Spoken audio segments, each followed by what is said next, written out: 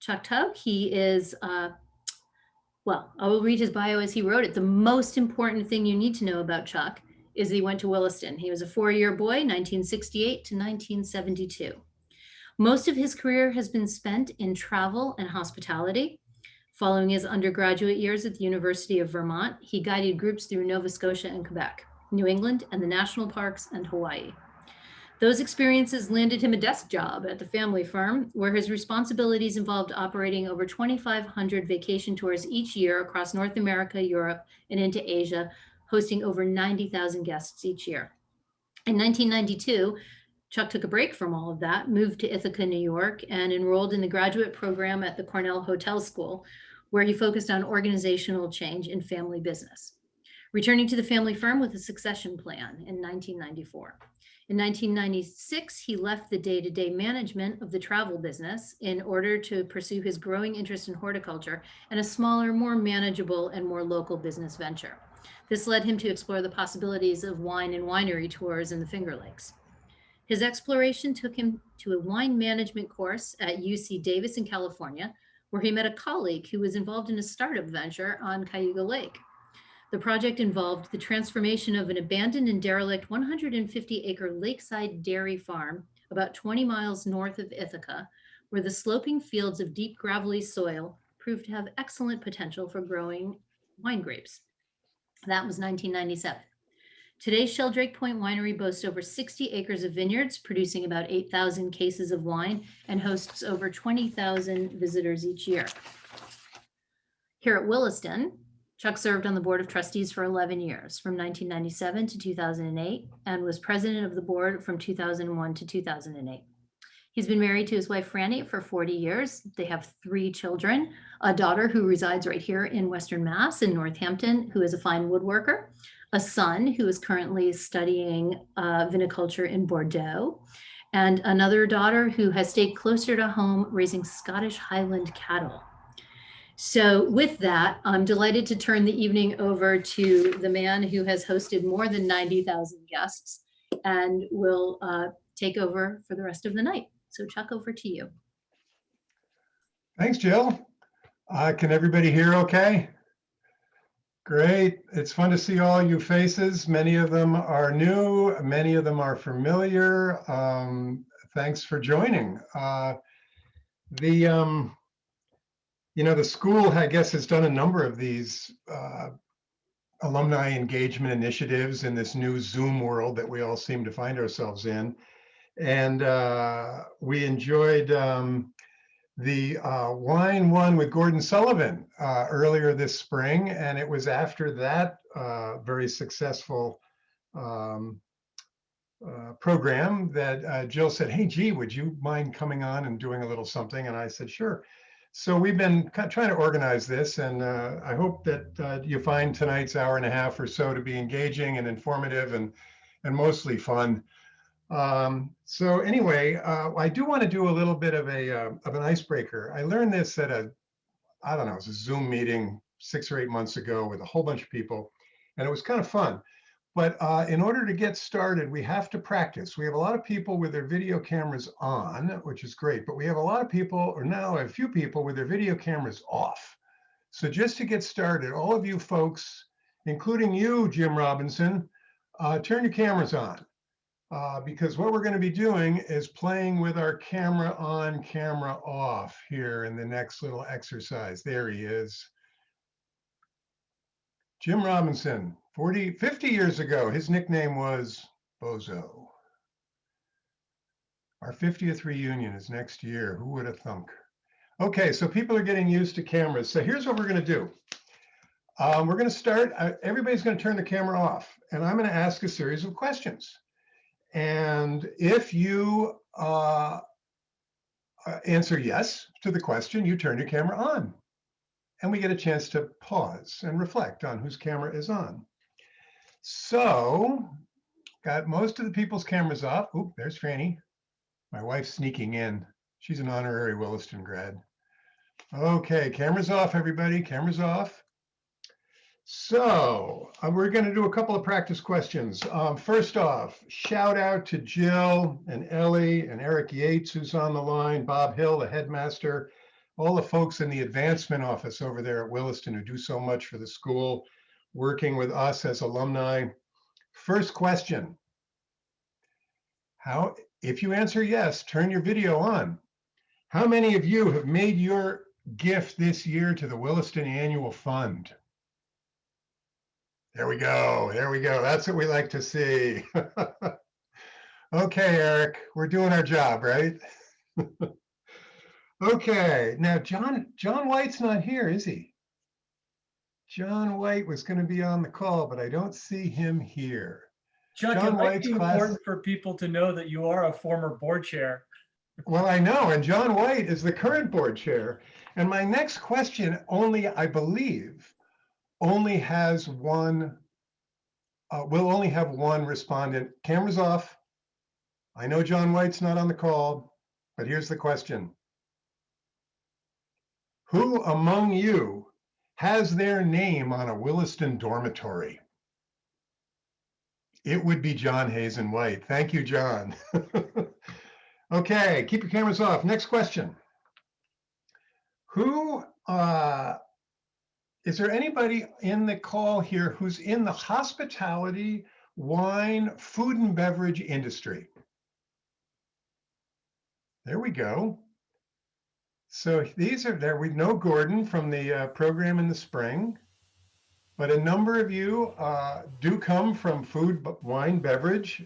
This is part of your world, and hopefully tonight's presentation will give you a little bit of background on our corner of the world. Okay, cameras off.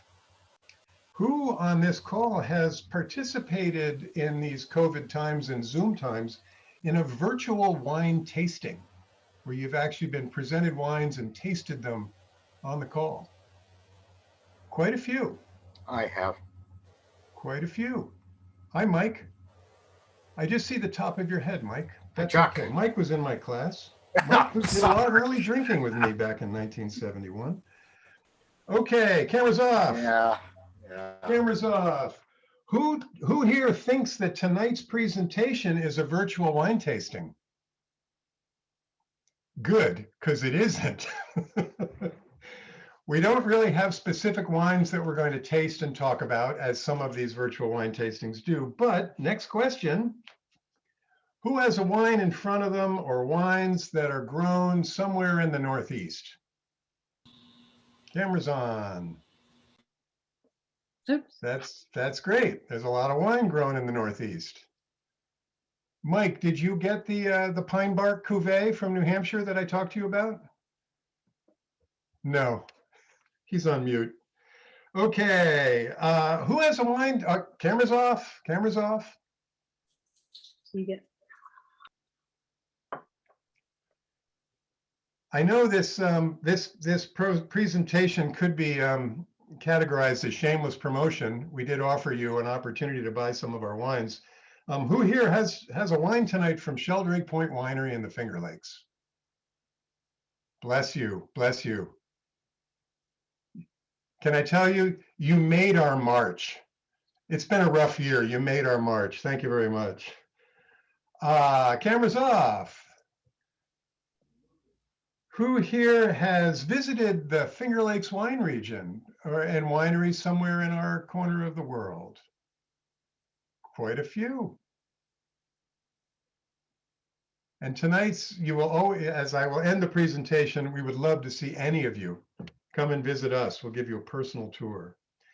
Okay, we're almost done here. Actually, keep cameras on. Show us what you're drinking. Let's see what everybody's drinking. Got to put that label right up to the camera. Wow, look at all that Sheldrake Point. So, you know, this is about cool climate and the places in the world that maybe we haven't always heard of that make wines. I really prefer a lovely, full-bodied white from the British Isles that Richard Brown from England might appreciate. Let's see, Richard, can you see that? There we go. This is a lovely white wine, Beefeaters. Actually, Richard Brown's on the call. I believe, Richard, you're Well, probably the only one from overseas. Where are you on my screen? but it's not a, it's Is it not a, England? that's not a wine, it's a gin. It is gin. Let's see. I know it well. I should ask the question. Everybody, cameras off. Cameras off for a moment. Where is Richard? Here. Who here is not in the USA? Where are you? Gordon, you're not in the USA today. Richard, you're muted. Catherine's not in the USA. Hi, Catherine. No, I'm not muted. There, Richard's not muted. How are you? It's what, about doing 2 in the well. morning? No, it's not quite that. It's 1:45. All right. For those of you who don't know Richard Brown, he's a member of our class who shows up at Williston all the time from far, far away. Welcome back. Thank you. Okay. By the way, I'd well, like to come and visit your winery sometime. I It'd be look really forward nice. to that. Last question. No, second to last question. I'm going to ask you, who here is a core wine drinker? Now, a core wine drinker is somebody who has a glass of wine at least once a week, and it represents a fuzzy 60% or so of wine drinkers. So who on the call is a core wine drinker? Go ahead, you can admit it. There are some other categories that include, people who have more than a glass of wine every day, but we won't go there. Okay, and final question. Everybody turn your screens off. Final question. Who here would like to pack it all in and go start a vineyard and winery? Be honest. Okay, tonight's presentation may give you a little bit of a dose of reality. So, on that note, I'm going to share my screen. I've got a little bit of a PowerPoint here to share with all of you. If I can remember how to do this. Gallery view. Share screen. There we go. And share, and from the beginning. So I've never done this presentation before, so this is a first. Hopefully we'll keep it on time. I thought I would review quickly what we're going to do in the next hour and 15 minutes or so. We're really going to talk about wine growing in challenging wine regions, cool climate wine regions. And I hope that you go away from this, not just with an understanding of our region, because let's face it, I'm going to be focusing on the Finger Lakes in upstate New York, but you'll go away with an understanding that there are lots of wines you already know and love that come from cool climate regions. And we all share similar kinds of challenges. I'm going to break a few times during the presentation for you to have any questions. If you do have questions, go ahead and I'll post them in the chat, and I think Ellie's going to be quarterbacking the question and answer as they come up so that we can make it a bit more of a two-way conversation rather than just a one-way flow. I wanted to start by talking a little bit about me and Williston. Whoops, let me go from beginning. There we go. So, my mom made me one of these little books with photographs, and this little picture is in here. And I don't know of the rest of you who were there in the 60s and 70s, but apparently this is what Williston sent out to the parents when you arrived as a freshman. So there I am as a freshman at Williston back in 1968, looking fresh and ready to go. Jacket and tie. Remember those days, folks? Jacket and tie. We all went to Williston. We all have memories. We all lived in various places. My dormitories happened to be Mem, Sawyer as a freshman, Clare House, which isn't Clare House anymore, as a sophomore, and Ford Hall as a junior and a senior. All of you have your dormitory memories and friends of yours. And then, of course, we all graduated. And in 1972, I was doing my best to grow my hair as long as my roommates, which actually went down practically to his butt. But anyway, there's my mom actually seeing if the diploma is signed Can't believe that her son has graduated from Williston in 1972, the first year that the school was co-ed, which was an adventure in itself. That's another presentation. So I'm now going to stop sharing and go back to all of you. I wanted to start by talking about why I'm in the Finger Lakes. Jill shared with you a little bit of my own background. I started out in the travel industry and worked in the family firm down in the fast lane of I-95, Fairfield County, Connecticut. Kids were born in the 80s, was working my butt off. And I chose to take a break in 1992 and moved up here to Ithaca to attend a grad program at the hotel school at Cornell. You know, it's hospitality related. We were in the hospitality world, and really the hotel school grad program is like an MBA for hospitality. Yeah, I applied to both Johnson School, which is Cornell's MBA program, and the hotel school, and was fortunate to get into both. The reason that I chose the hotel school, I think, was influenced by my visit, which happened to be on a Friday. And on Fridays at the hotel school lobby, the desserts merchandising class had their display out of what they had been producing all week. And I thought, I could go over there to the MBA program where they're all wearing white shirts and ties, or I could go to the hotel school, get almost all the same classes, and enjoy desserts merchandising. It was an easy decision. One of the most popular classes at Cornell University to this day is the wines class in the hotel school. It takes place in Statler Hall. 800 students convene on Friday afternoons. It's a 2-hour class. It fills to capacity every semester they do it. It's 1 credit, pass fail. I believe it remains one of the most failed classes at Cornell because far too many people don't take it seriously. It's a remarkable class. In the first hour, there's a lecture, and usually with a distinguished guest speaker. And in the second hour of the class, 800 students taste 6 different wines.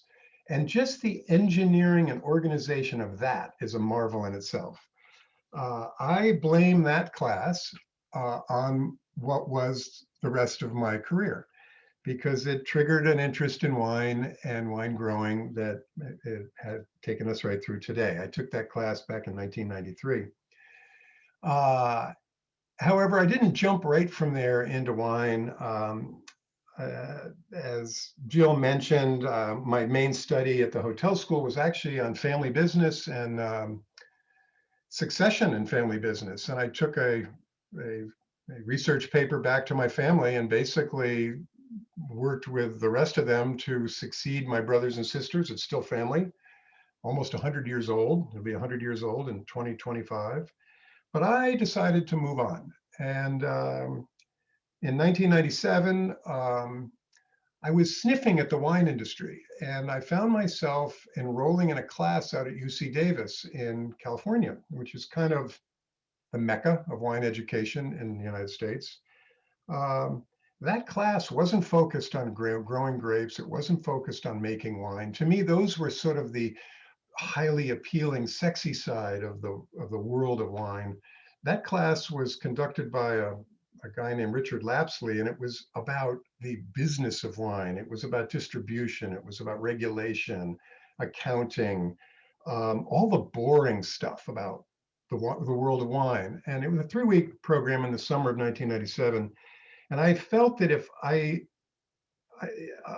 I was interested in wine after taking that class, maybe there might be some staying power. Well, it wasn't really that class that mattered. It was a person I met during that class who was involved with a group of people that had bought a derelict old dairy farm on the shores of Cayuga Lake and were turning it into a winery. And I am going to now jump back to share screen. Bear with me. And where am I? Here we are. And whoops. Bingo. In October of 1997, this was what our tasting room looked like. This dilapidated old farm, 150 acres, had been an orchard and a dairy right on the lakeside. It's got beachfront right on Cayuga Lake. We got the farm for a song. There were about 9 people, I guess. We had a vine guy, we had a wine guy, we had a restaurant guy. And basically we cobbled this place together and started planting wine grapes.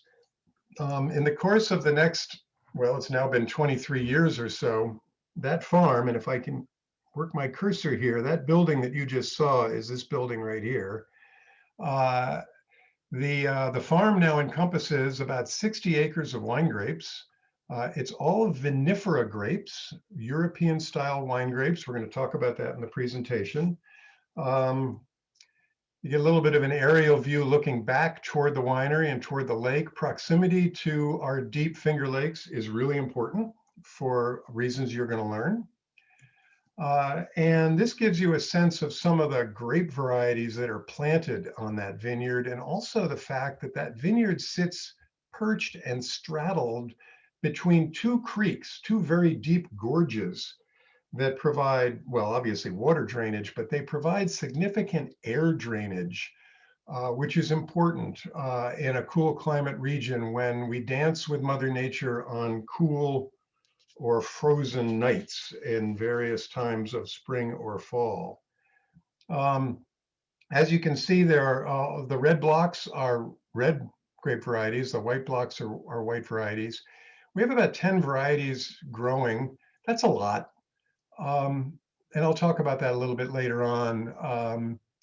You know, many regions are sort of known for 1 or 2 varieties. Gosh, when you go to France, you know, you're not allowed to plant but a few different varieties.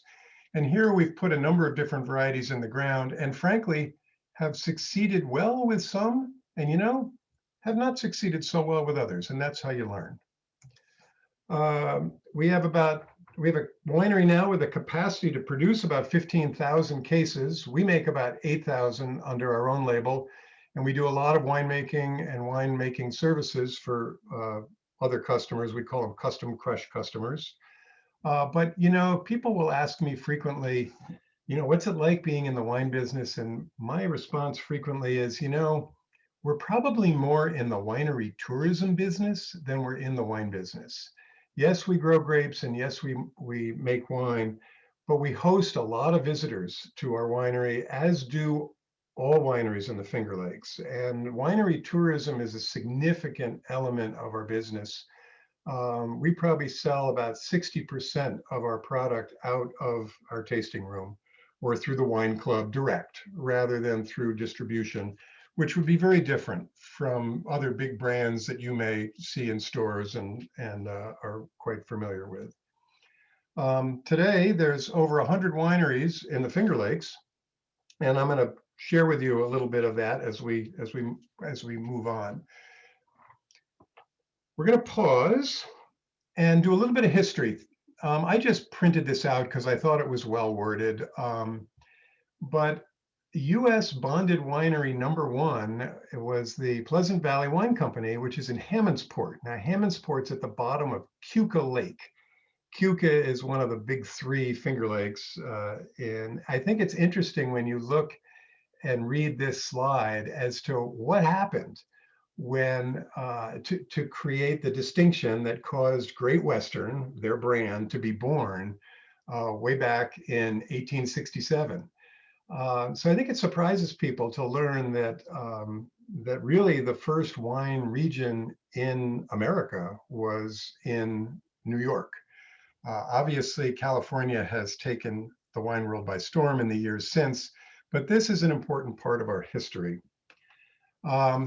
Prohibition between 1920 and 1933 basically crushed the industry, and most of the many wineries that existed in New York and in other parts of the country at that point went under.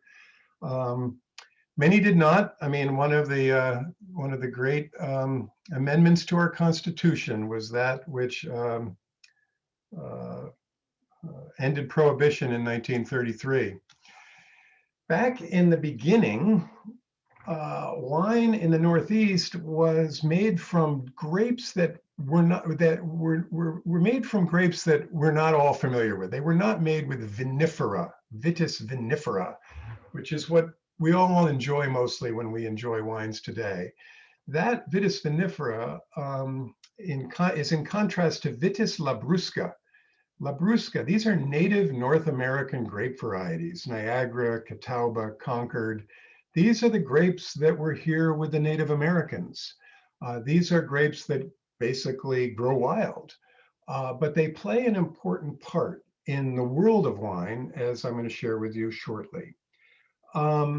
Back at the early part of this century, no, excuse me, the last century, the 20th century, the French experimented with the hybridization of native North American grapevines and traditional vinifera European grape varieties, and created a number of different wine types, which we refer to as French American hybrids. Some of the wines that you may have heard of that come under this phrase of hybrid are Baco Noir, Chambourcin, Marichal, Fauche, Céval Blanc, Vidal Blanc. There are many, many others. Cayuga White is one named for our lake, developed by Cornell. Many wines grown in challenging, cold, I'm not just going to say cool climate, but cold climate regions are French American hybrids, maybe Labrusca. Most Labrusca grapes don't make very good wine. It's kind of cloying and sweet. Those grapes are really great for making grape juice, and that's what Welch's does with them. But French American hybrids were a big part of the New York wine industry all the way up until the 1970s. One of the challenges I think that New York has faced, even to this day, is that a number of these grape varieties, as well as wines made with Labrusca, and there are still wines made from Labrusca, is that they're kind of sweet, sometimes too sweet. And I think New York, as a state, gained a reputation for sort of crappy sweet wine. And we've been trying our best and continue to try to shake that stigma, but it's a thing that we deal with. This man, Dr. Konstantin Frank, is really we probably wouldn't be growing wines in the Finger Lakes to the degree that we are if it weren't for Dr. Frank. He's a Russian immigrant who started his work with his scientific work with North American rootstocks and European vinifera grape varieties when he was 52 years old. He started late in life, back in the 1970s. And I mean, we could do a whole presentation just on Dr. Konstantin Frank. His family still has a wine label. Megan Frank is his great-granddaughter. She runs it now. She's, Megan's 35, 34 years old. They're a wonderfully respected brand over on Keuka Lake.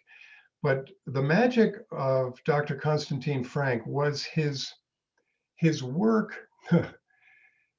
We Americans kind of screwed things over for wineries in Europe because the Europeans were very interested in the properties that rootstocks, native North American rootstocks, bring into wines. The problem was when native North American rootstocks were imported into Europe, they brought with them a bug that native North American rootstocks are naturally resistant to, but Vitis vinifera, traditional wine grapes, are not resistant to, and that little bug is called phylloxera. And you probably heard of phylloxera. It's a root louse that impacted basically vineyards all the way around the world. And as a result, thousands of acres of vineyards had to be replanted. And they were replanted to vines that are pretty much universal today, and much of which come from Dr. Frank's research, which was to graft Vitis vinifera, European grape varieties, to native North American roots. And in doing so, the resulting plant, and all of Europe is planted to this, we're all planted, California's planted, everybody's planted to native North American roots with clones or varieties of wine types that we know. The roots are naturally resistant to phylloxera. The roots also impart, depending on which rootstock you choose, the roots can impart elements of cold hardiness. They can impart differences in vigor. Vigor would be that property in a grapevine that might force more canopy, leaf cover than fruit or otherwise. So there are a number of properties that rootstocks impart to the vine, benefits that they impart to the vine. And it was Dr. Frank's research and his stubborn insistence that vinifera could be successfully grown in a region like the Finger Lakes with grafted rootstock. So this is a shout out to Dr. Frank. If you've never heard of him, he is a real father of cool climate wines. So let's talk about the Finger Lakes. I mentioned there's about 100 wineries in the Finger Lakes. If you look at this map, what you're going to notice is that all the wineries are strung like pearls on a necklace around these lakes. The key to our ability in our region, and frankly, the ability of other grape growers, wine grape growers in cool climates to produce successfully, is the ability to moderate, I shouldn't say the climate, it's really not the climate, it's to moderate the weather on those few days or nights during the year that can really screw you. If you'll notice, these lakes are quite deep. Seneca Lake is 600 feet deep at its deepest. Cayuga Lake is 450 feet deep at its deepest. They're some of the deepest lakes in North America. By contrast, the Great Lakes, Ontario is about 800 feet deep. Let's face it, Lake Superior is over 1,000 feet deep, but it is Lake Superior. But these are tiny little lakes. I mean, Lake Ontario, you can't even see to the other side. It's so big. But these deep, deep lakes provide a wonderful heat sink that allows us as grape growers to position our vineyards on the slopes of those lakesides and take advantage of the heat sink that is the body of water. There's a picture here. This is what really cold winter mornings look like out on Cayuga Lake. You can see the steam rising. The lake doesn't get down below probably 40, 42 degrees. And it allows our little valley, you know, the floor of the valley is this warm lake body, and it basically wafts its warming temperature up those lakesides. This, I think, is a fascinating satellite image that was taken on February 10th, 2014. Those of you here who are in the Northeast will remember that polar vortex winter. Boston got crushed with snow. The cold temperatures came through, and this satellite image was taken of the Finger Lakes. I mean, if I go back, there's the lakes, there's the image, and if you look, this is Cayuga Lake, and it actually stretches all the way up with ice cover. This is Owasco Lake all covered. Here is almost all of Seneca Lake is ice-free.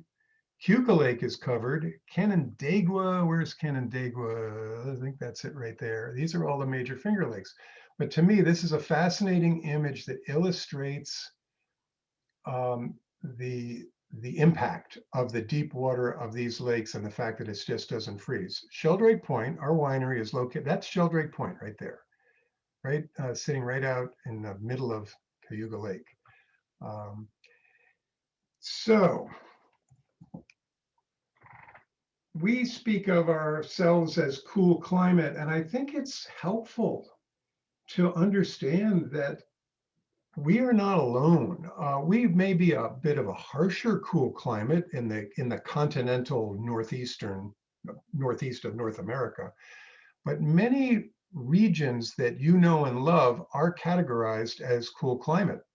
And you look out here to Western US, there's California, probably warm climate, although Northern California and areas of the Sonoma coast and so forth are probably categorized as cool, given that cool influence of the Pacific Ocean. Oregon and Washington over there in the western US, Okanagan Valley and BC, cool climate. The entire Northeast, no doubt, cool climate. But look at Europe. I mean, most of France is technically cool climate. Of course, Germany, Austria, other regions, northern Italy, the area up there on the flanks of the southern Alps is technically cool climate. You've probably had wines from Chile. Virtually all of Chile is cool climate. The tip of South Africa, cool climate. And then you get down to New Zealand. We all love our Pinot Noirs and Sauvignon Blancs from New Zealand. These are all cool climate wine regions. Now, what helps to designate cool climate? I found this chart and I thought you might find it interesting.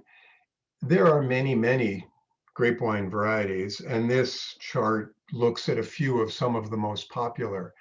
But what it's really looking at is the average growing season temperatures for grape varieties that all of us know and love. And really, just about anything from this area and left grow well in cool climates. I mean, here, even on the shores of Cayuga Lake in the Finger Lakes of New York, we grow Pinot Gris, Riesling, Pinot Noir, Chardonnay. We don't have Sauvignon Blanc in the ground, but there are Finger Lakes wineries who do. We grow a lot of Cabernet Franc. We grow Merlot. The Merlot is stellar sometimes. We don't grow Viognier, and I don't know of anybody in the Finger Lakes that does. And if you look, Viognier does not have a lot of, it needs a warmer season. We grow a little Syrah. Surprise, surprise to the Californians who visit us, we even grow a small block of Cabernet Sauvignon. I thought you might be interested. So these are all cool climate grape varieties that can survive in areas where it's cool and even cold, but not so cold that it kills the vines or kills the buds. Well, really just kills the vines or kills the buds. Take a look at this next slide. So I don't know if anybody's ever seen this, but this is DeLong's wine grape varietal table. Now, we all went to Williston, so you can't go to a Williston presentation without seeing a periodic table, right? Shout out to Yves Couder. He was my chemistry professor or teacher at Williston. Fun fact, I never took biology at Williston. I took 2 years of chemistry, but I never took biology. And now I'm growing grapes for a living, go figure. But this chart lists all kinds of wine grape varieties. And there are all kinds of varieties none of us have ever heard of. And then there's many varieties here that we have heard of. If you find this fascinating, go ahead and Google it. You can buy this chart. It comes big. It's a great poster. It's got a lot of fun facts in it. It is organized by body and acidity. So essentially, I believe body goes this way, up and down, and acidity goes this way. And we're going to talk a little bit more about acidity as the presentation unfolds. But I thought you might find it interesting that many of these grape varieties can grow and grow well in cool climates. So I was going to unshare and take a pause, and we're going to continue on, but is there any questions that are burning in people's minds?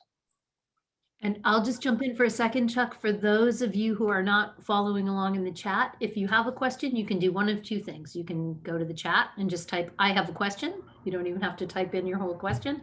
Or you can use the little reaction button found at the bottom of your Zoom to raise your hand. So if there's any question, please raise your hand, type it into the chat, and we will get to people as they have the questions. Richard? Yeah, I noticed that you faced east. A lot of in Europe, most I think wine fields face south. Does that make any difference to you, or does it an advantage or disadvantage? I didn't catch the beginning of something about south. I didn't catch what No, you that said. you face east, looking east, Oh, don't you? Right. In other words, the direction. Yes, a good question. Most in Europe, most of them pride themselves on facing south. And I wonder if there was a particular advantage in facing east. That's a very good question. The main reason we don't face south is that in the Finger Lakes, which all run north-south, there's very little sloping land that faces south. It either faces the lake on the east side facing west or the west side facing east. And so all of us are essentially on east and or west facing slopes. Now, south gives you nice sun exposure. Slope gives you air drainage, and air drainage is important, to prevent frost pockets that can occur on cold nights. But you do bring up an interesting point. There's an ongoing debate in our little corner of the world because half of us face east and half of us face west. And of course, we all want to be convinced that the way we face is best. And so there are some debates as to, which slope in the Finger Lakes gets more sun. I face east, and so I'm of a mind to say that the east facing gets more sun because in the summer months, the big storm clouds build up in the west and thunderheads and so forth. The mornings are all nice and clear and the sun comes up and it washes over our vineyard with all kinds of sun at a nice angle. But those folks over on the west, they're still sort of getting that, those folks on the east, they're still getting that sloping sun coming in. But then the sun moves across, right? Now the thunderheads build up and they block the sun, and all those people facing west are losing their sun. It's probably a lot of BS, but I go with it. So it's a good question. Olivia, you had a question. Hi, this is great. Thank you. We are Ithacans who went to Cornell, so this is awesome. But we were wondering if there was a difference in winemaking between like Cayuga and Seneca Lake, or a difference in product, you think? Good question. So if I share my screen, well, I'm going to keep it on questions. If you noticed, the lion's share of wineries in the Finger Lakes are on Seneca Lake. It's the tenderloin of our region. All three lakes have similar soil structures, glacial soil structures. I would venture to say that there is not a lot of difference between the wines that are grown, nor is there a difference between the grape varieties that are grown. There are just a lot more wineries on Seneca Lake. And so when you're visiting, remember winery tourism, Seneca Lake gets a lot of the love from the visitors that come in. We do our best over on humble Cayuga. We have 14, 16 wineries on Cayuga Lake. And Keuka probably has 12, 14 wineries on Keuka. But the tourism magnet for our region is Seneca Lake. But it's a good question. Anybody else? I have a lot more, and I don't want to. I'm keeping an eye on the clock too. We have another question from Sarah. If you want to. Sarah. Hi there. Hi. Yes, hi. Thank you so much. This is such wonderful, fun information. I'm a recreational wine drinker, lover. And I was just curious from from growing, you said you basically got the plot of land naked, right? There was no grapes. You planted all of them. I'm just curious. Right. I'm just curious from this is just curiosity. I'm really not in the industry, but so how long did it take for the grapevines to mature and actually produce winemaking drinkable grapes and all that stuff? Like, can you give us a sense of that evolution?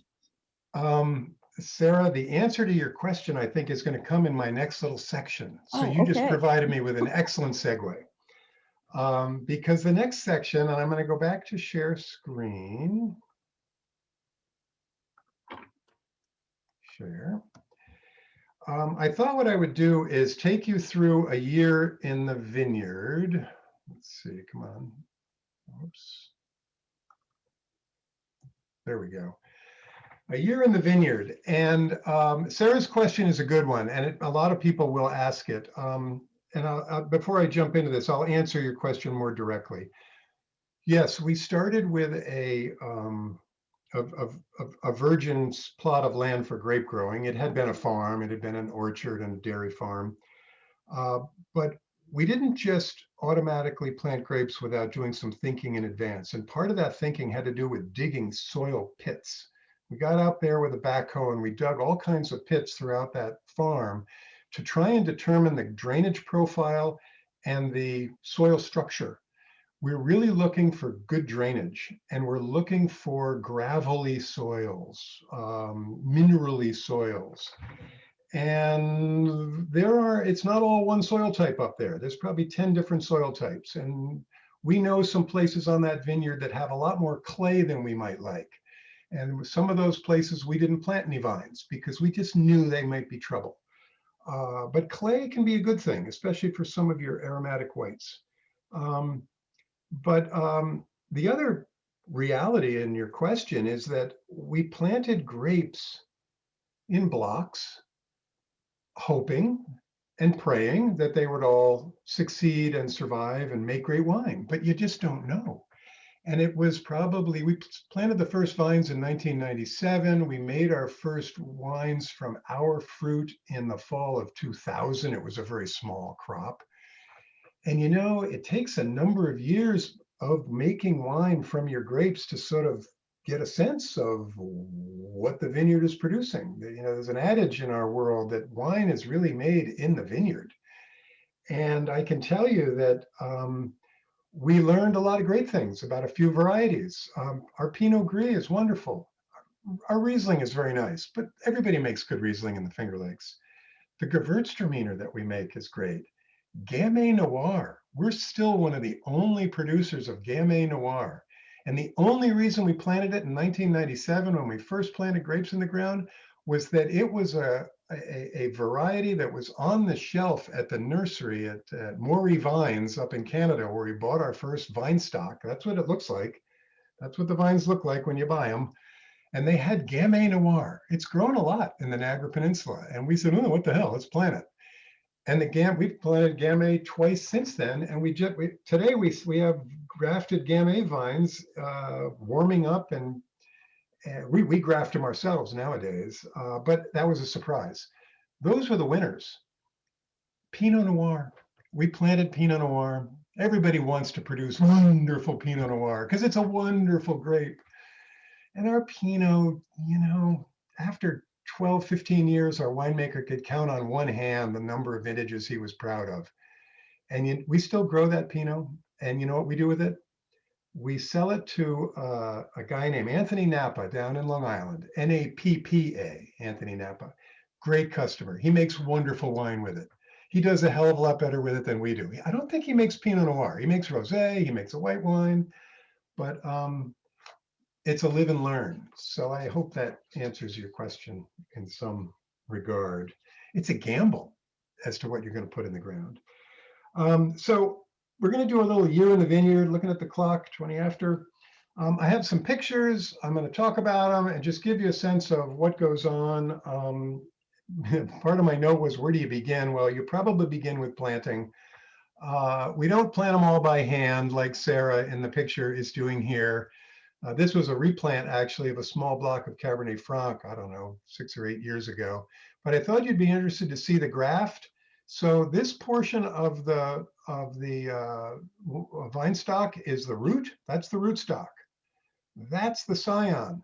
The graft is right there. The graft is covered with wax, and there's a little bit of bud stock that pops out, and those buds are the grape variety. When you plant it, as you can see here, Sarah's planting them. You just leave a couple inches above and the graft, and we're going to talk about that. The key, everybody asks if we irrigate. We don't. Once the vines are established, grapevine roots go deep. They go down.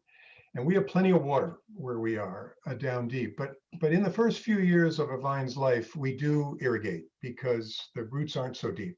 You get a dry year like last year, very dry last year. Any baby vines last year without irrigation suffered badly. Some didn't make it. Anyway, I want to talk a little bit about trellising, because trellising is pretty important. And if you visited wine regions around the world, and if you take notice, there are lots of different trellises and trellis systems that apply to different parts of the world.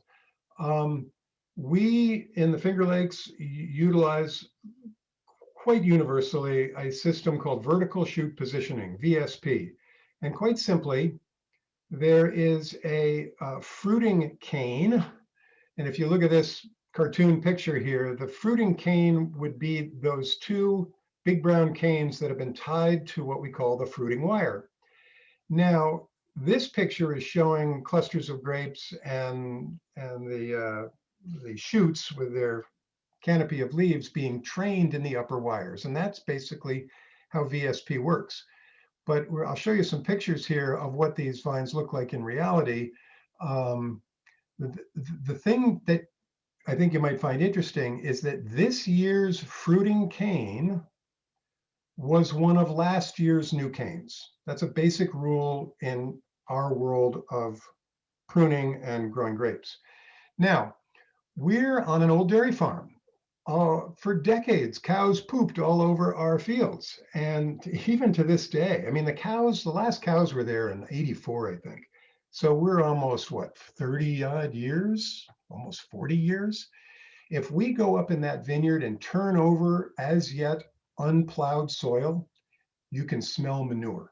That's how long that stuff sticks around.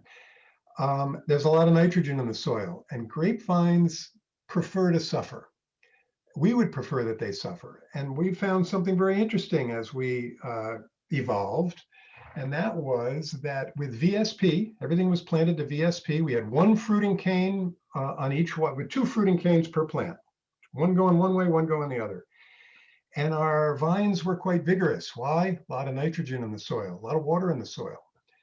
And it was, our fruit was suffering. And I won't go into detail, but our fruit was suffering. And, you know, one of our neighbors, we're a very collegial group of wine growers in our little corner of the world, came in, Tunker Hosmer, his family's been growing grapes for decades. And Tunker looked at our problem. He said, you know, this was a dairy farm, right? He said, you got fertile soils here. He said, you're not letting those vines go. You need to add more, allow those vines to be more productive. And so we went to a system called Scott Henry. Double cordon, you don't have to worry about that. We call it Scott Henry. And the basic gist, if you look at this, look to the one on the right, it's vertical shoot positioning, but there's two fruiting wires, not just one. And so there's no little pictures of clusters of grapes here, but in Scott Henry, for every trunk, you have 4 fruiting canes instead of 2 fruiting canes, okay? It vastly increases the yield of grapes. And in wine growing, there's a bit of a mantra, an adage, an axiom that if you overcrop, if you put too much fruit on a vine and try and go for yield, you're going to get crappy fruit. There's a lot of truth to that. And wine growers go to a lot of pains to manage and balance the crop on their vine for maximum ripeness and character and so forth.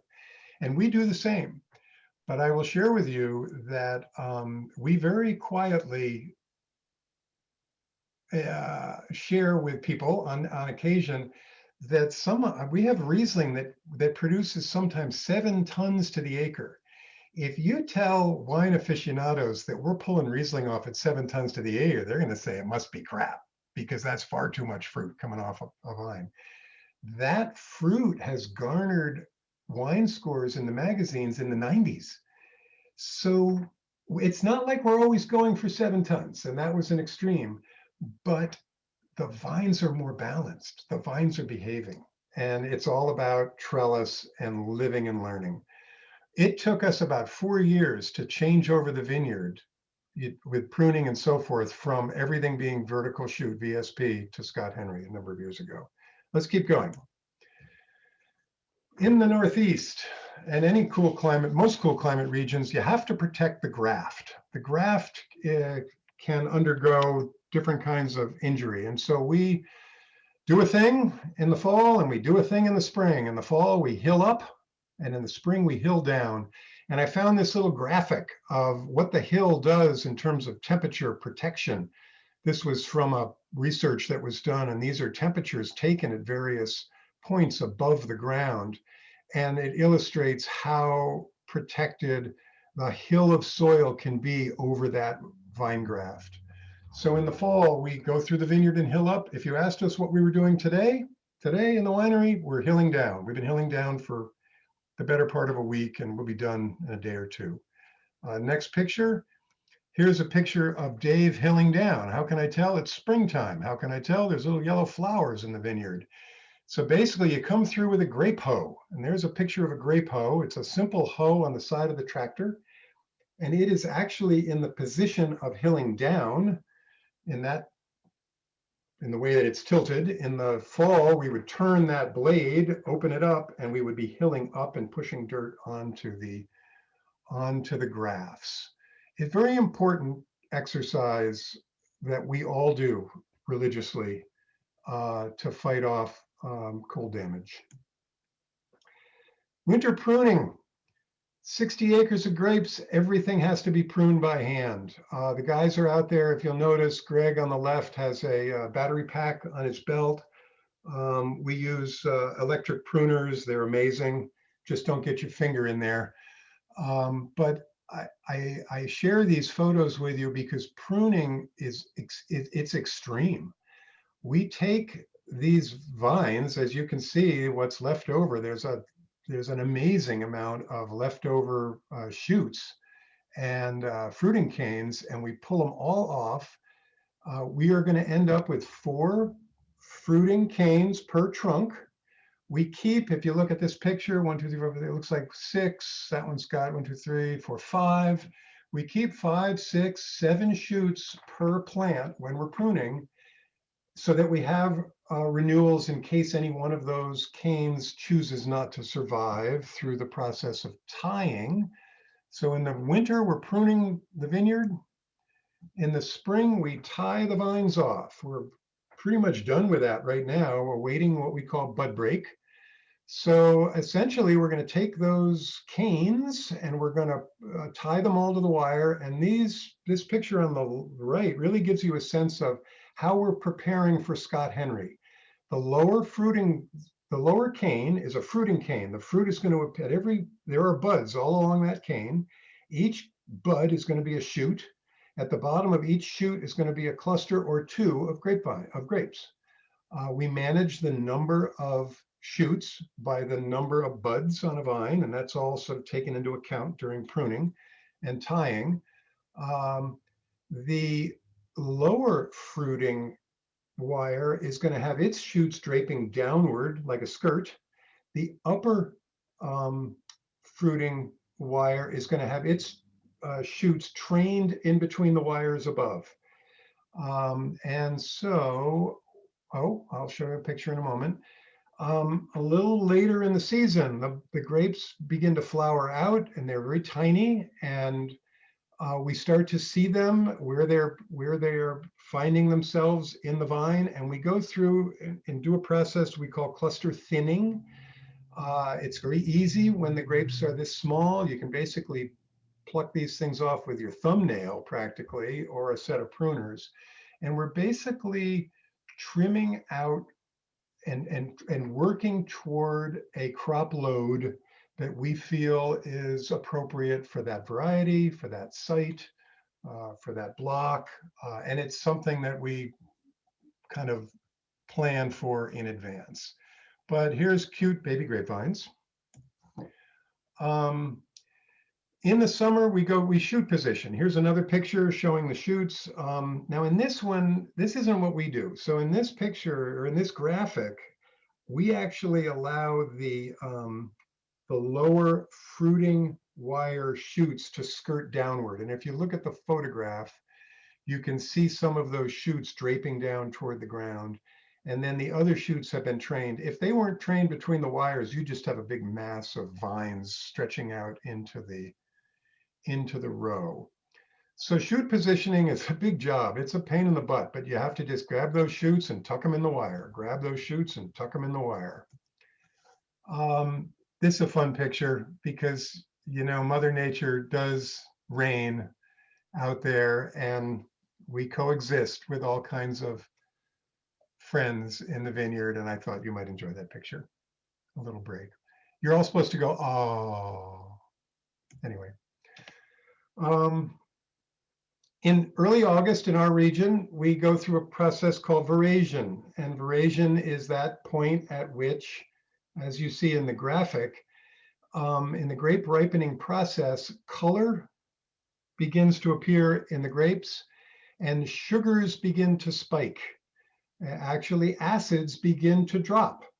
And so after veraison, let's face it, with white grapes, you know, veraison, you don't really see much because they kind of go from green to gold.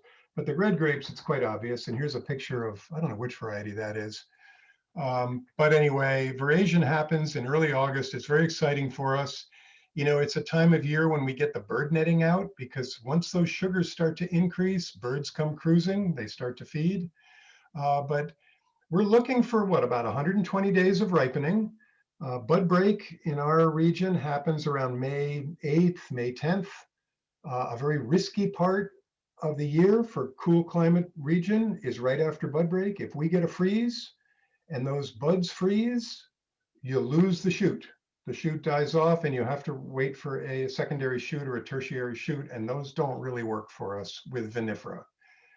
Tertiary and secondary shoots can work well with French American hybrids. It's one of their benefits for people who grow those in cool climates.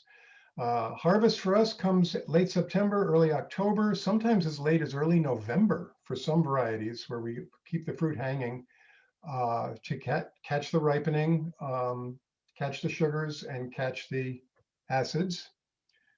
Acids coming down, sugars going up. How do we do it? The Caballeros, Los Caballeros de Mexico. So this crew stays with us every summer. This will be their 5th year that they're up here. These are guys who come up on H-2A seasonal worker visas. We're right in the middle of getting our visas.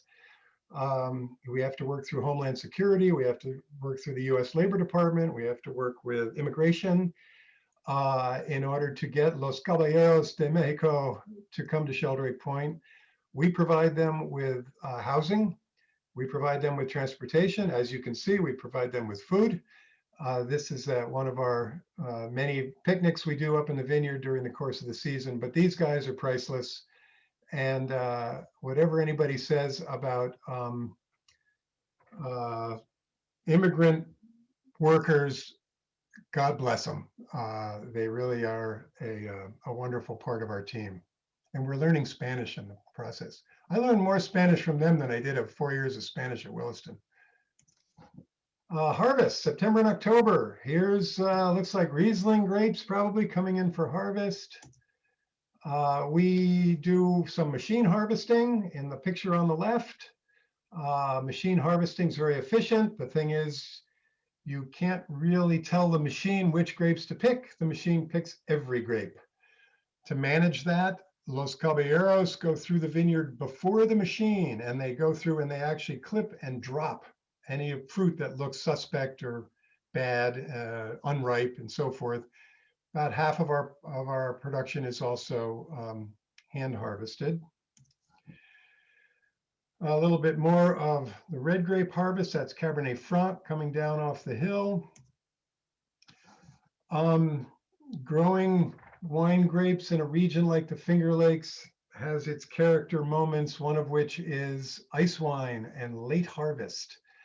So we enjoy a microclimate that allows our vineyard to get cold enough to freeze the grapes to produce ice wine, but not so cold that it's going to kill the vines. We rarely get down below 10 degrees Fahrenheit. Ice wine is a product that happens if you allow it to, but it needs to be harvested between 12 and 18 degrees Fahrenheit. That's a temperature range at which any water in the berry freezes, but the concentrated sweet juice of the berry doesn't freeze. And here we have a picture of Dave and Hannah out picking ice wine grapes a few years ago. It's an adventure.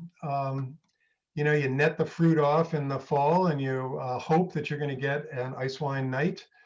Some years, most years you get one. We've had a few years where we've netted grapes and it never gets cold enough. And it's c'est la vie. The grapes just rot on the vine and you try it again next year. Cool climate wine characteristics. Basically, I mean, I've tried to outline it here. You're going to get a little bit potentially less ripening. You know, alcohol is a product of sugar and fermentation. And in general, every 2% or so of sugar yields about 1% of alcohol. So, you know, wine wants to be in that sort of 11.5 to 13.5% alcohol range. So if you do the math, you're sort of looking at ripenesses that might be, you know, 21, 22 bricks of sugar in the grape to maybe 24, 25 bricks of sugar. Sometimes we struggle in cooler climates to get ripenings that we like. So there can frequently be lower alcohol numbers, not always. Some of your California wines that, you know, can get quite ripe and quite quickly. I mean, they're doing their harvest sometimes in August and early September, yields some alcohol numbers that can be up there. We enjoy higher acidity in cool climates, and the magic happens when that acidity can translate through to the wines. And you want to find a balance. Sometimes too much acidity doesn't really work, but we look for that balance. Typically lighter body, you're especially going to see that in reds. Less oak. You know, in our early years, we went out, we bought new French oak because that's what you need for a fine wine. And we put our less full-bodied Cabernet Franc juice or wine into those brand new oak barrels and just destroyed it. I mean, the oak just overpowered what we were producing. We learned quickly that we use oak, but we purchase used barrels, usually single-use used barrels from California. There's a lot of wineries in California that only use new oak. And they put their wine in and they leave it there for 2 years, and then they take it out and they make wonderful wine and they sell it for $100 a bottle. And then they have to get rid of their fancy French oak barrel. And we buy them because they've been used. The oak character, the oak element has been softened and toned down a bit, and it actually works much better with our wines. To me, one of the great cool climate wine characteristics is they can be extremely food friendly because of their more nuanced body, lighter acidity, lower alcohol, etc. We already saw this slide. I don't remember. Oh, this was just vintage variation.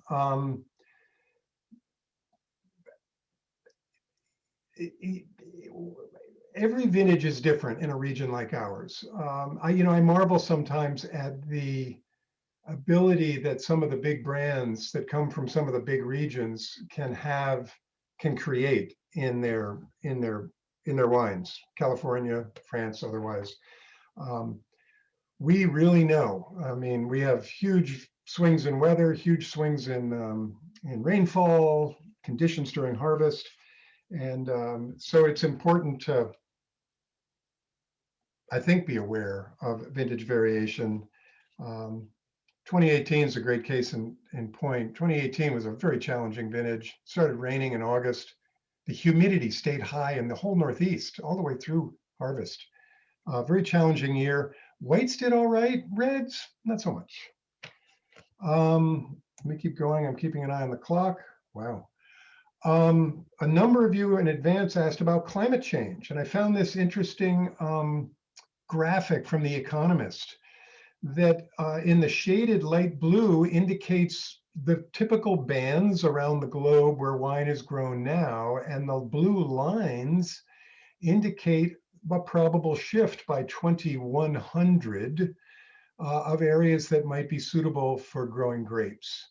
So Richard Brown up there in England, I mean, they grow grapes in England already, but gee, Richard, you could almost be growing it in Scotland in 2100 if we all live that long. But you know, this is sort of a conceptual temperature element that has to do with climate change. I think some of the questions some of you asked was, how is climate change today impacting? And I think the biggest impact we see, and the thing we're most aware of, isn't so much warmth. I mean, look at this spring already, it's quite warm, and it was 77 up there today. Here in early April. So yes, we are feeling it warm, but you know, those variations happen every year. The thing we see the most of is extremes, and they're the thing we're most worried about. Extremes in rainfall, especially if that happens during the October, during the harvest months. The humidity of 2018, where'd that come from? Extremes in temperature, you know, polar vortex type swings. In the winter, whether they could be vine damaging or killing if it gets cold enough. The real damage in a cool climate region has to do with that window of time right after bud break. If we get a killing frost in mid-May, we're in trouble. And if we get a killing frost, in late September, early October, you know, a killing frost stops photosynthesis. The grapes don't suffer. The grapes get cold, but they're still harvestable. They're just not going to ripen any further. And so this is the impact we see today. My personal favorites, cool climate regions. I mean, let's face it, France makes some pretty damn good wine. Actually, my son is studying in Bordeaux now. He'll finish up in December. He did his summer internship in Alsace, and you know, damn COVID. We had so many great plans about going to visit him, but we've been visiting vicariously. I'm a fan of Washington and Oregon wines. Eastern Washington makes wonderful reds. It surprises people. Great Merlots, cool climate reds. North of here, in the Okanagan region of southern British Columbia, they're Lake Okanagan, 900 feet deep, very similar microclimate to the finger. Wonderful cool climate wines in North America. And that's the end. So, I know what I wanted to do. There's my email. You feel free to contact me anytime. Come and visit, of course. Visit our website if you haven't already. I wanted to share with you a few.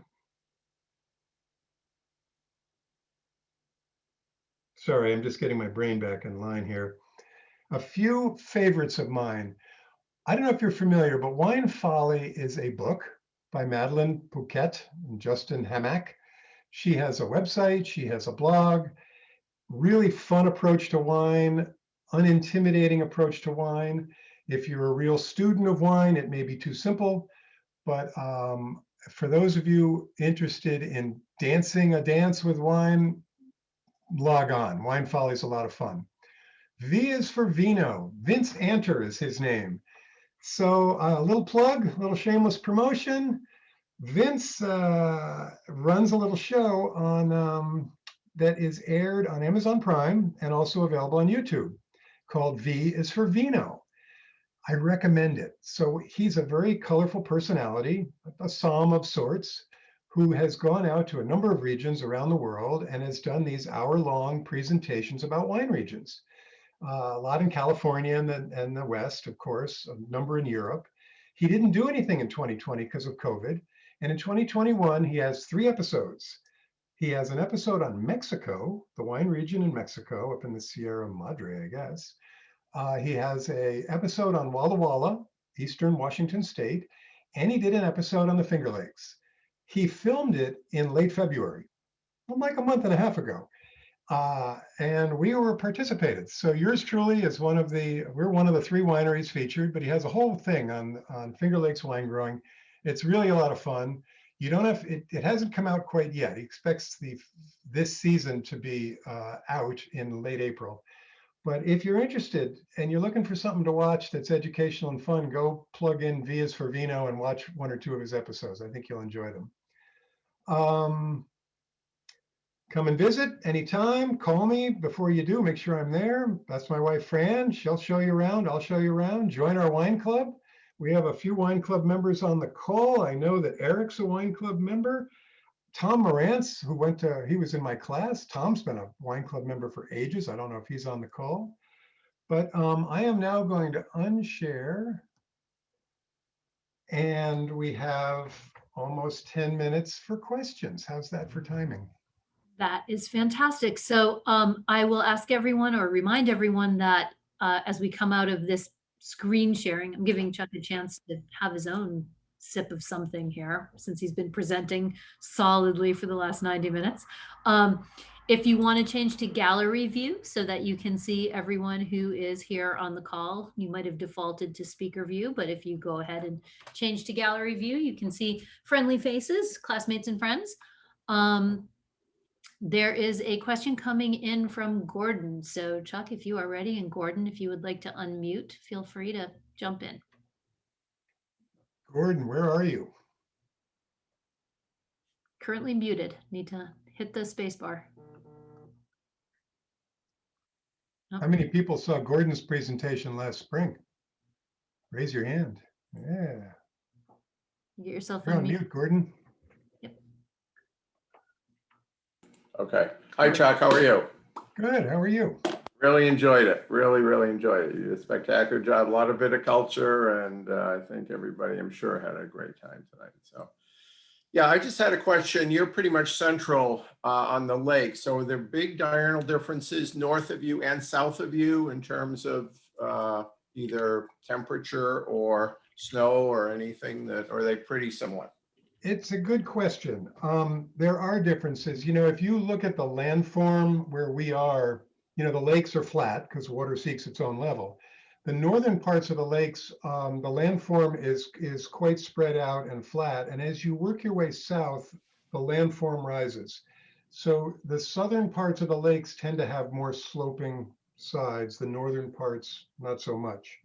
The northern parts of the lake and cities like Geneva, well, Rochester's a little further away, but they can get some cold up there.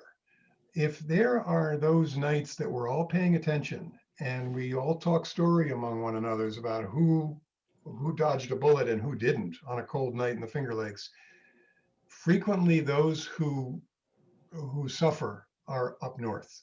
Right. Makes sense. Now, Just the further you latitudinally. get really far south, some of those lakesides can be quite steep. And from a sheer vineyard management and viticulture, they can be difficult. Getting tractors and equipment in and so forth. They can also be quite rocky. Drainage, medium slope is kind of in the middle. Okay. I think if I was to, in a perfect world, we would actually have a little more slope than we do. We've got about maybe 150 feet over half a mile, something like that. Okay. I wish we had a little more slope. Gradual. And one more question, Chuck. Last time we spoke, you were considering an Albarino venture. Have you gone in that direction?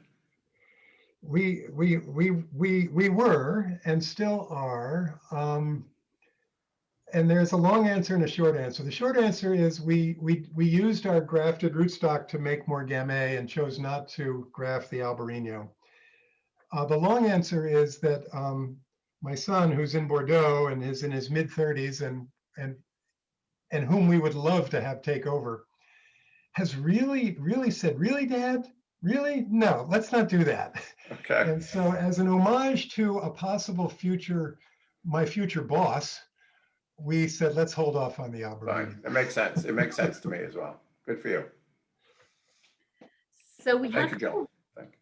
We had a couple of questions that came in earlier, and I just want to make sure that everyone felt they were answered during your presentation. So Warner, I know that you had a question, and I'm not sure it was answered. So if you want to unmute and check in with Chuck, if you could remember your question. If you can't, I'm happy to remind people of what you asked in advance. Hey, Warner. Hey, Chuck, how are you? This is fantastic, and it's good to Hey, see so everybody. before Warner asks his question, I just want to remind Warner that many, many years ago, he made a purchase at a Williston fundraiser of a trip to Europe, and that we donated, and he has never taken it. And I keep reminding him every time I see him to take that tour with Trish. We're working on it. Okay. Thank you. You're so kind, Chuck. So I was really interested in, and I think you answered it, and how long it took you really to produce your first, really good wine, and how many years. I mean, you gave us a little bit of taste on how long it takes to produce good grapes, but when did you feel like you hit your stride, like you were producing some very good wines? Yeah, there's no one answer. It depends on the varietal. As I think back, let's face it, we had our greatest expectations and our most anxiety over the reds. I remember that the 04 Cab Franc, I think 04 Cab Franc in the bottle is still showing nicely. Now that would have been planted in 97. So, 7 years. It was probably, yielding 3-4 tons to the acre by then. And its roots were getting fairly well established. A number of the others, I mean, it kind of depends on the block. It depends a little bit on the clone. Some of the blocks are planted to different clones. I'm going to guess in real round numbers, 6-7 years, probably, in general. And then if you don't mind, my background is chemistry, so I'd like to try to stretch out to the future a little bit and challenge you on a question about if it is possible from all that you've learned at this point, and even maybe your son, to ever consider that winemaking might get to a point where it could be grown indoors, like cannabis or hothouse tomatoes, with all the chemistry that UC Davis and around the world that they've brought to the understanding of how grapes are grown. And I know that all the things you said, temperature, soil, sun, et cetera, have a huge impact. But do you think that it's ever going to be a point where, it could be produced really anywhere indoors?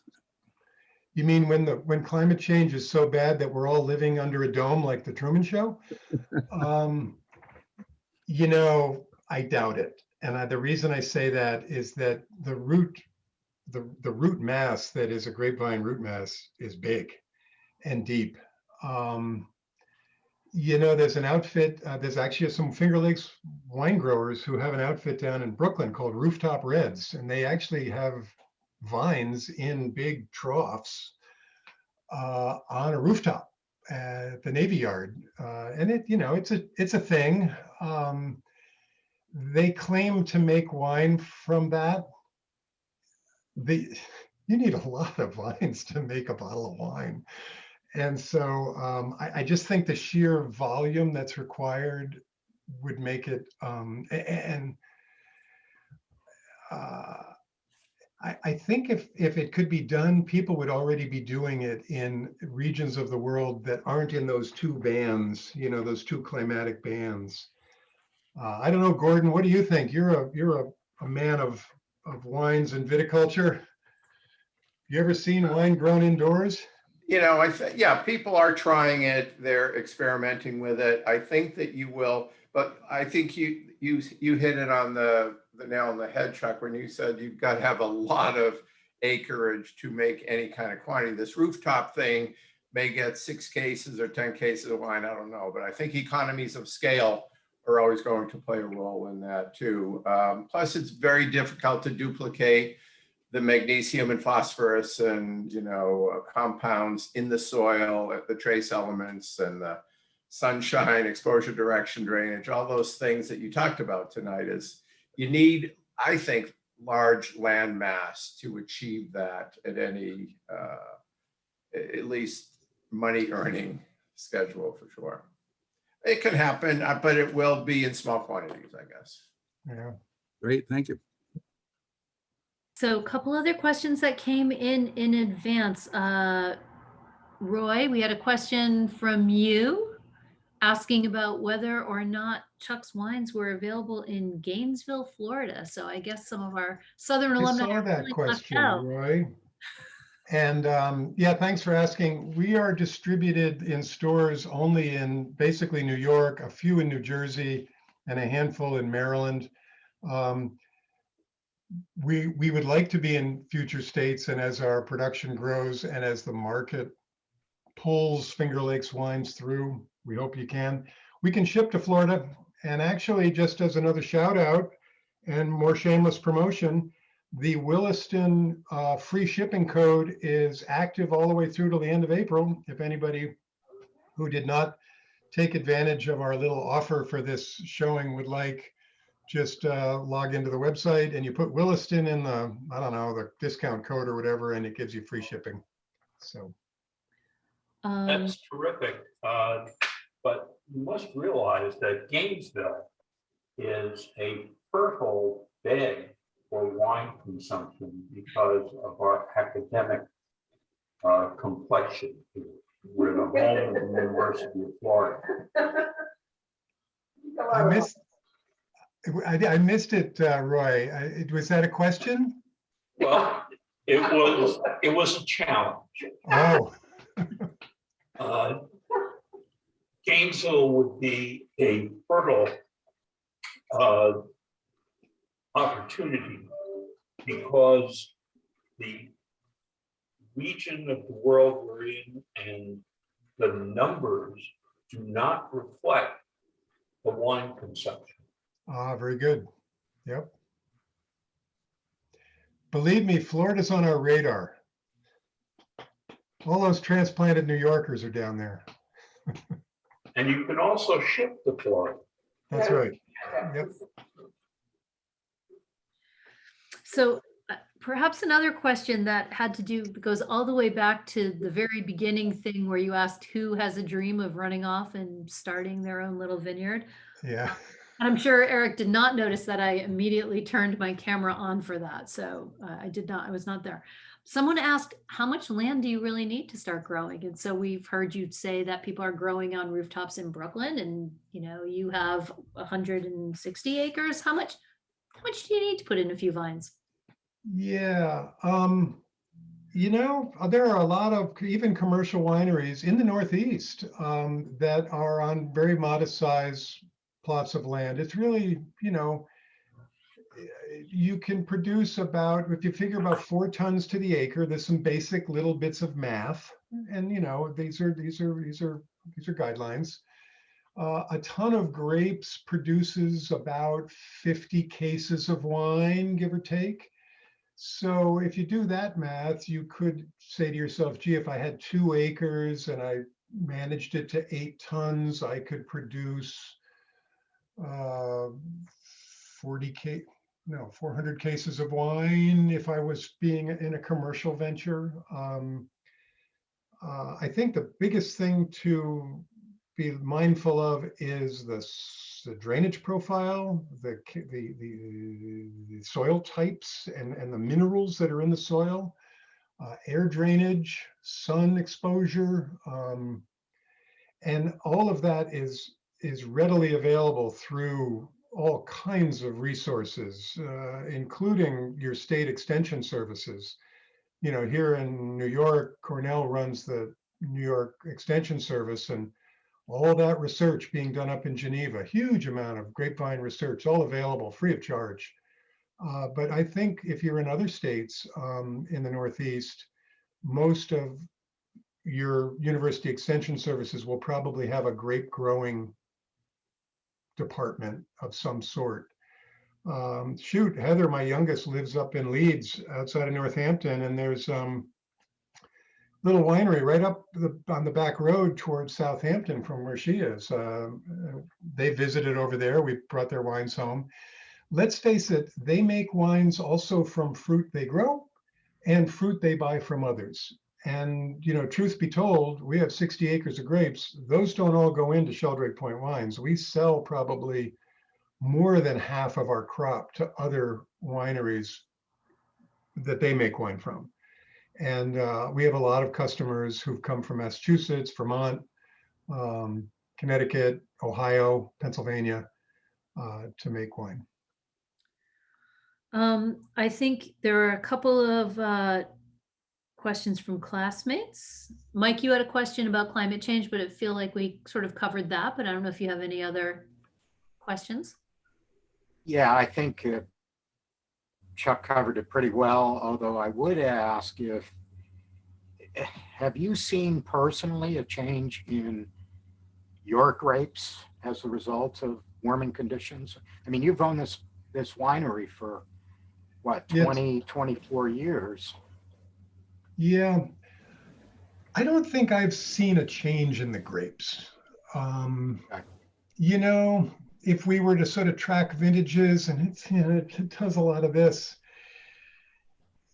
One thing I can say, we had one damaging cold event. That was the December of 2003. It got really cold in December, which is a problem because the vines haven't hardened off fully for the winter. And we had some vines, they were Merlot vines actually, that were fairly young in a more poorly drained section of the vineyard. They didn't harden up. They were still green, and it got cold enough that they froze and split and died. We haven't seen a cold like that since '03. Is that a trend or is that not? I don't know yet. You know, there's enough variation. I think if you were to ask that question of guys like Tunker Hosmer, who's been at this since he grew up here, or Megan Frank, you know, at Dr. Frank's, it's been in her family for 4 generations, you might get a different answer. Okay, and I want to be conscious of the time here. So we're coming up on the end of our evening and a very late hour for Richard.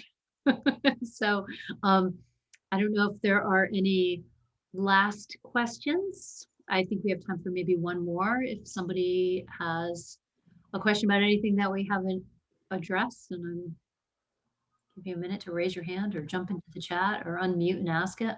Well, and while they're thinking, I just shout out to say hi to Mike and Ron. I think Bozo's on. Is Bozo on the call here?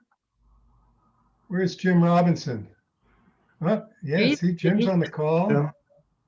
Susan Andrew. We got a lot of 72ers on this call.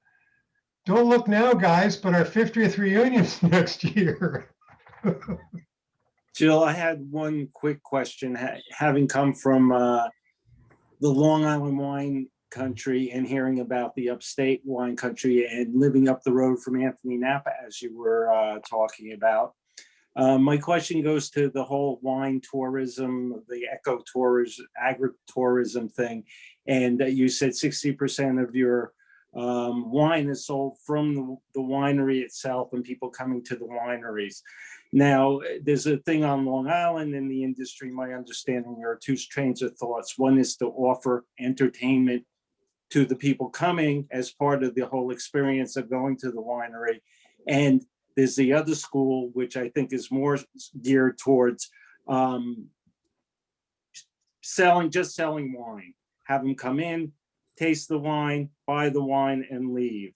And now, are you inclined to more just sell wine, or do you offer entertainment, music, or events centered around wine, like wine and chocolate tasting, wine and pairings of some sort?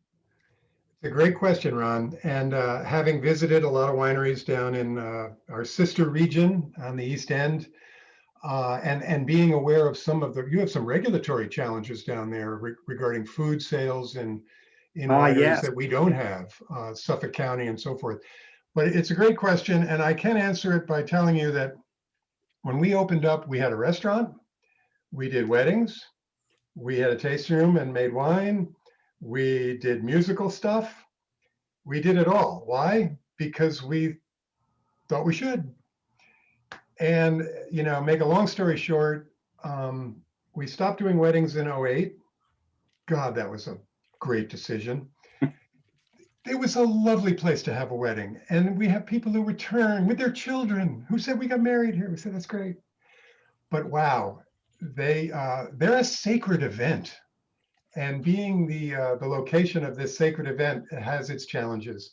We closed the restaurant in 2011. I tell people the happiest days of our lives are the day we get married, and my wife is on the screen here, the day each of our children are born, and the day we close the restaurant.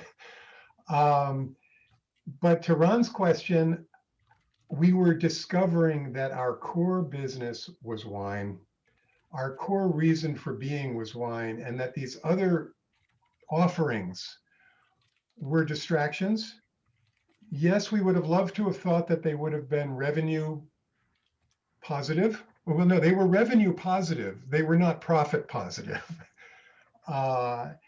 And so we have essentially evolved to being a place that focuses on just wine. But, you know, that's not everybody. We have a sister winery on Cayuga Lake on the other side, Trellis. Pete and Casey Saltonstall have run it for years.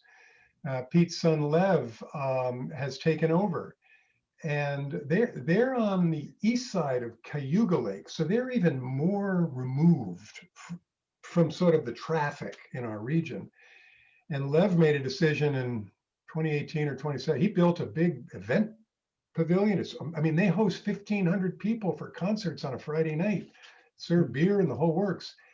And I think it works for them because they needed that magnet. The challenge that they faced last year was that those kinds of venues with COVID just got hammered. Interestingly, and I'm sure you're seeing this on the East End of Long Island, nobody's going to Italy with COVID. Nobody's going to France with COVID. They're getting in their car from the New York metro area or Boston or Philly. Right. And they're making a road trip to wine regions they probably wouldn't have otherwise visited. So we're enjoying some exposure, which is great. And I reiterate my invitation to all of you. Once here, there's a whole gamut of entertainment versus just wine operations. We've chosen to be more focused on wine education, and wine appreciation. Mm-hmm. Thank you. So I think with that, we're going to draw the evening to a close with thanks to Chuck for an incredibly informative and entertaining and interesting evening. I feel like I learned so much.